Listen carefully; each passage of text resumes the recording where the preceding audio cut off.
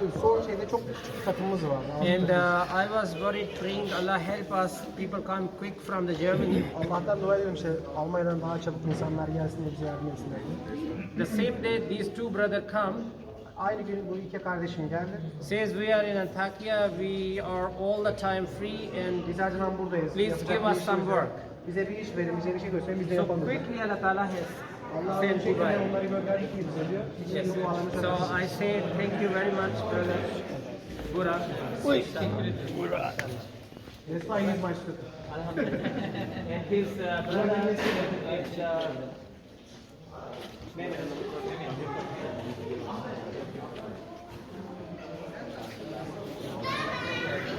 today he went for a photocopy to Iskenderun to make a photocopy. So he couldn't find any shop. Bize dükkan bulamadık. People said the shop is closed. Kapalıydı bu dükkan. He said he started praying, weeping. Ağlamaya, dua etmeye başladı diyor. Somebody going there, he asked him, can you please tell me one photocopy shop? Bana bir şey gösterir misin diye sordu. He said, I tell you, come with me in the car. Gel abi ben artık göstereceğim. This person took him to his house. Evine götürdüm. And there was a photocopy machine in his house Evine bir fotoğraf mesela. and make the photocopy. Fotoğrafları öyle So çıkardı. by every step, Allah Ta'ala has helped. In last minute.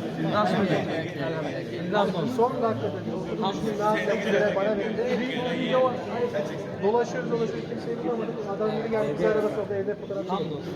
Jazakallah, jazakallah. Kann ich auch ein Foto mit ihm alleine machen? Hello. Çek. Nobody. Alone. Is name? Arfan?